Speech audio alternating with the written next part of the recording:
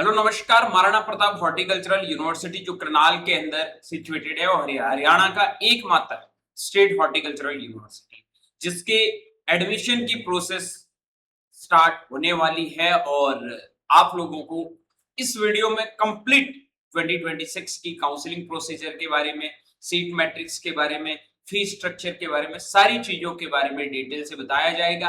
कितने इसके कैंपस है, कहां कहां पे आपकी क्लासेस चलेगी, वो सब चीजें इस वीडियो में क्लियर होने वाली है। So hello everyone, welcome back on your YouTube channel agri capital. भाई लोगों, हर एक वीडियो, हर एक अपडेट्स के लिए चैनल को सब्सक्राइब करके बेल आइकन को प्रेस जरूर कर लेना। और लंबे टाइम से आप वीडियोस एग्री कैपिटल पे देख रहे हो, आपको पता है आपके लिए बहुत ज्यादा हेल्पफुल वीडियोस है, तो आप बिल्कुल सब्सक्राइब जरूर कर लेना। ये तो आप लोगों का काम होता ही है। चलिए स्टार्ट करते हैं। सबसे पहले ये यूनिवर्सिटी है वो हरियाणा एक्ट नंबर 32 ऑफ 2016 के अंदर बना था। ठीक है, उसके बाद में ये एक पहला हरियाणा का हॉर्टिकल्चर यूनिवर्सिटी है। ठीक है, इसका जो मेन कैंपस है वो आपका करनाल के अंदर है। ठीक है, और एक इसका सब कैंपस भी है जो आगे हम डिस्कस करेंगे। यहाँ पे यूजी हॉर्टिकल्चर का 4 ईयर डिग्री प्रोग्राम, उसके साथ में मास्टर ऑफ पीएचडी के हॉर्टिकल्चरल रिगार्डिंग जितने भी जो कोर्सेज हैं वो यहाँ पे चलते हैं। ठीक है, उसके बाद में हम बात करते हैं यूजी कोर्सेज के अंदर जो आपका करनाल के अंदर 120 सीटें हैं, अंबाला के अंदर आपकी 30 सीट्स है। ठीक है,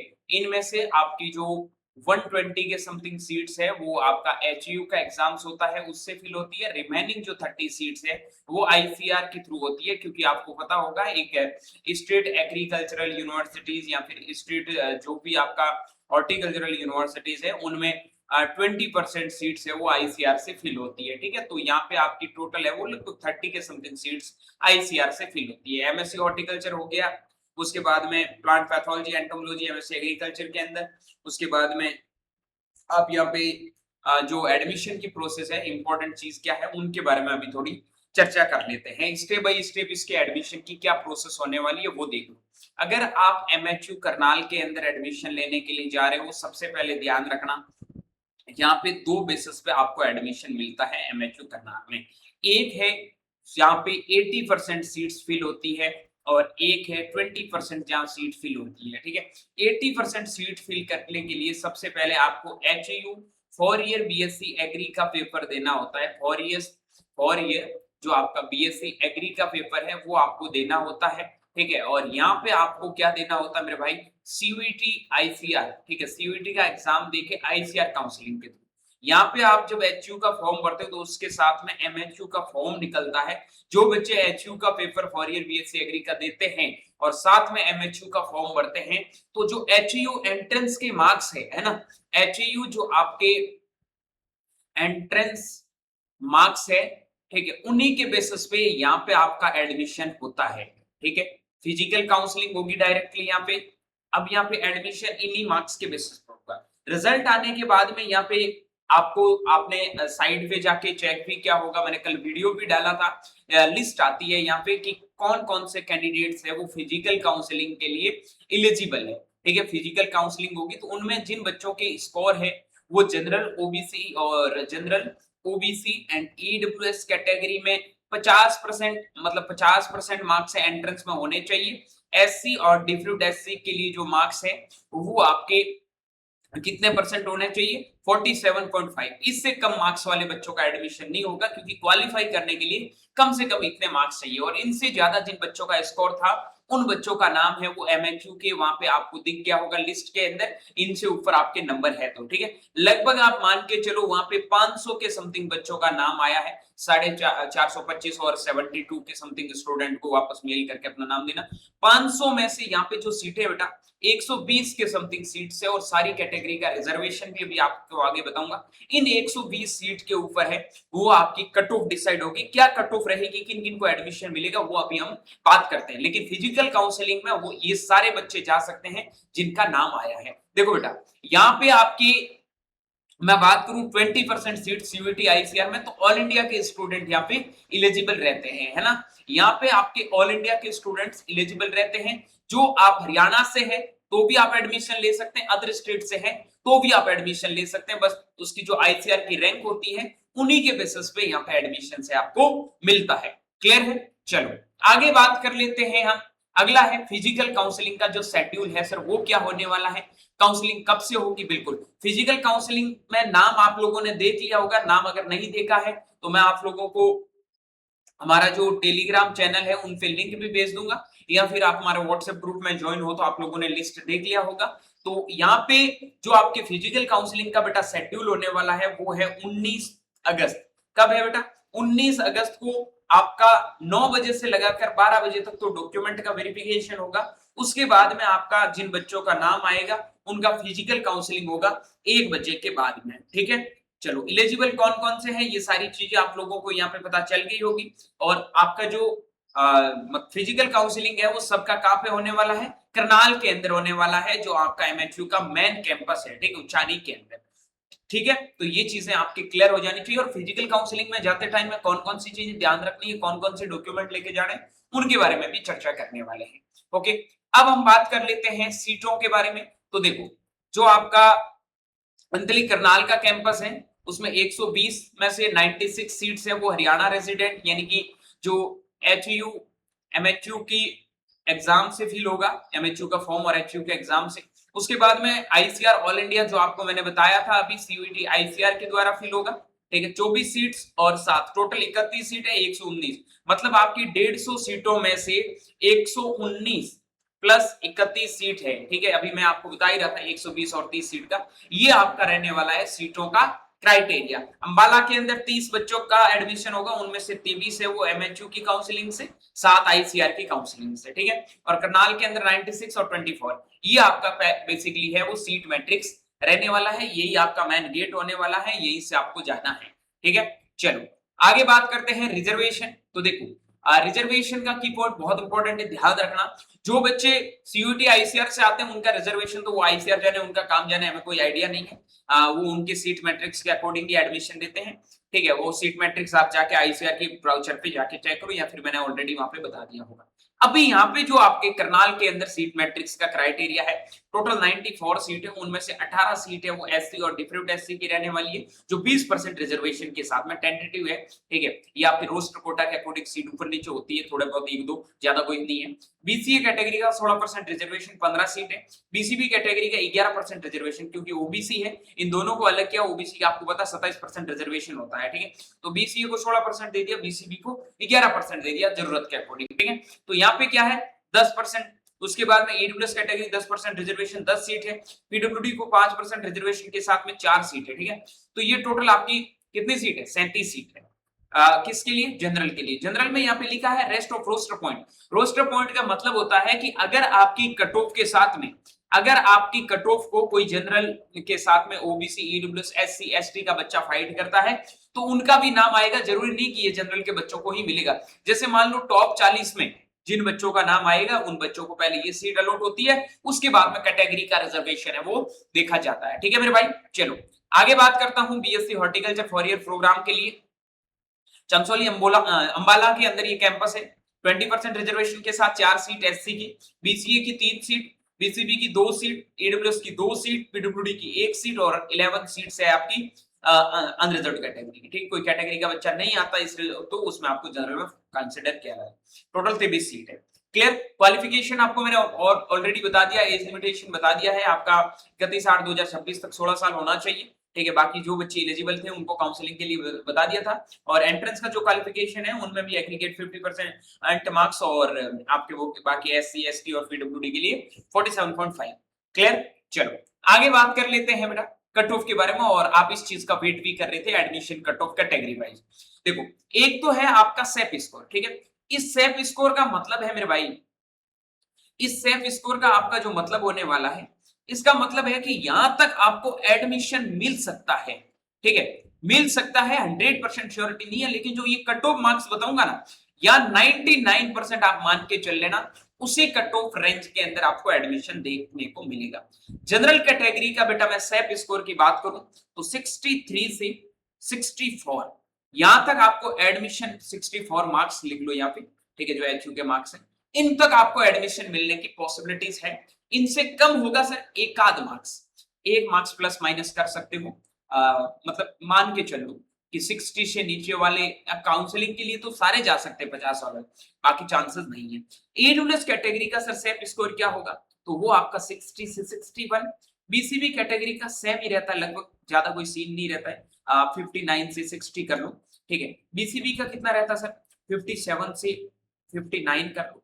एससी कैटेगरी का कितना रहता है सर, 54 से 55। और डिफ्यूज एससी का आप लगभग 50 से लगाकर 51 मार्क्स 52 मार्क्स तक कर सकते हो।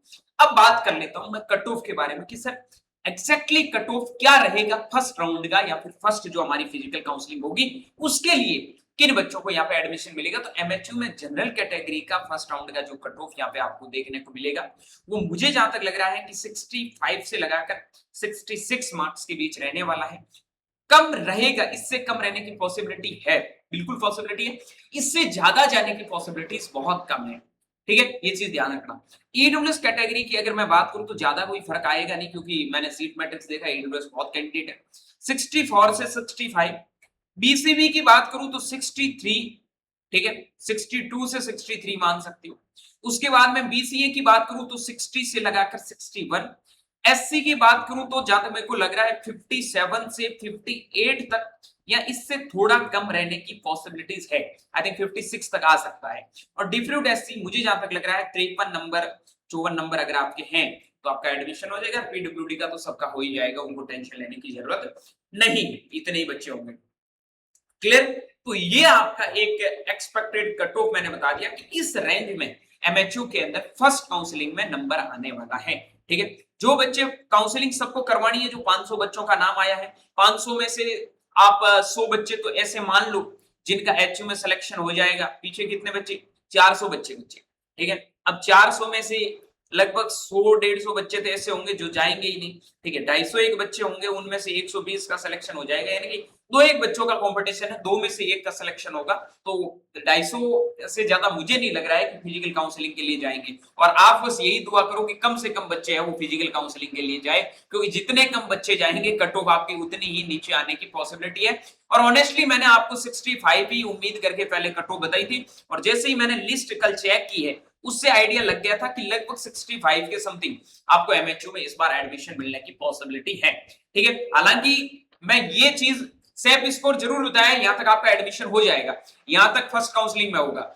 लेकिन बात ध्यान रखना मेरे भाई, काउंसलिंग अगर आपके 50 मार्क्स भी है तो काउंसलिंग के लिए जाना है, ऐसा मत सोचना सर ने इतना बताया मैं नहीं जा रहा हूं। हो सकता है इससे कम पे भी एडमिशन मिल जाएगा, क्योंकि कुछ कह नहीं सकते, वो डिपेंड करेगा वहां पे फिजिकल काउंसलिंग में कितने बच्चे प्रेजेंट होंगे। समझ गए बात को। चलो आगे बढ़ते हैं, अगला फीस स्ट्रक्चर के बारे में बात कर लेते हैं, ठीक है। तो देखो वन टाइम चार्ज है वो आपका 5450 यूजी में, एनुअल चार्ज है वो आपका 2200, सेमेस्टर वाइज 7800, टोटल आपका टेंटेटिव टोटल मिला के जो लगेगा सेमेस्टर वाइज चार्ज, ये सारी चीजें मिला के लगभग आपका 15-1000 रुपए क्या रहने वाला बेटा, एक सेमेस्टर का फीस रहने वाला है, ठीक है। बाकी जो हॉस्टल वगैरह मिला के, हॉस्टल का कॉलेज का ज्यादा होता नहीं है, 20,000 तक हॉस्टल और कॉलेज का एक सेमेस्टर का आपका चार्ज पड़ता है, इतना ही एचयू का चार्ज होता है, ज्यादा कुछ रहने वाला नहीं है, ठीक है।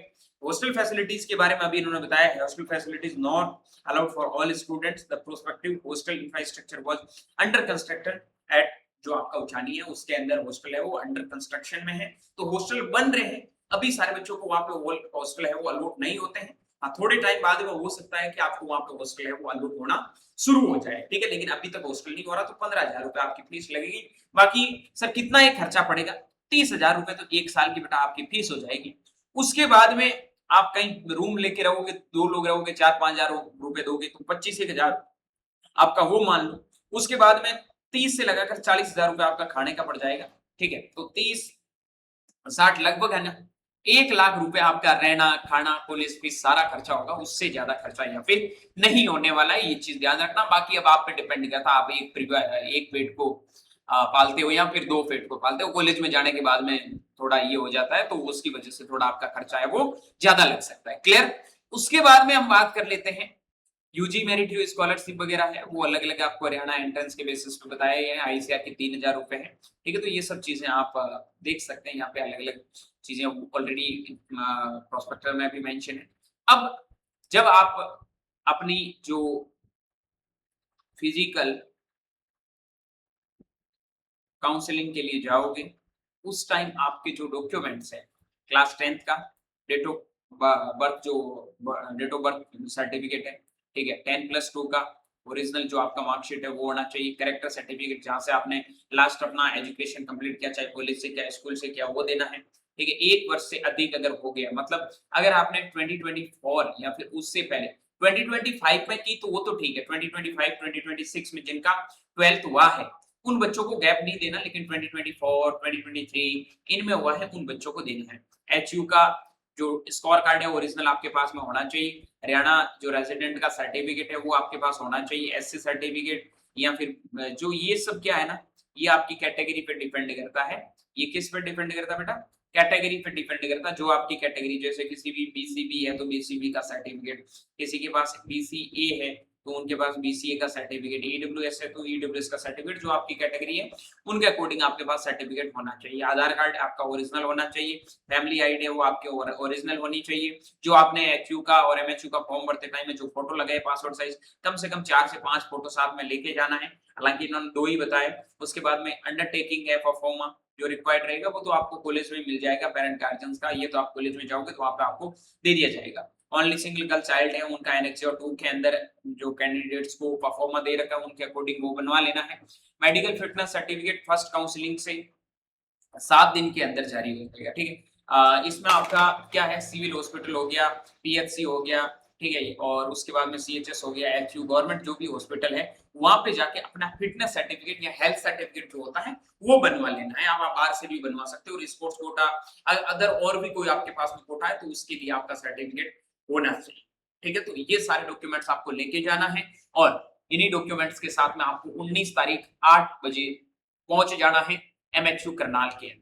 किसी बच्चे को कोई भी दिक्कत आने वाली नहीं है, ठीक है। बाकी कैंपस फैसिलिटीज वगैरह अच्छी है, कोई दिक्कत नहीं है। अलोंग साइड NH44 पे ये कैंपस बना हुआ है, ठीक है।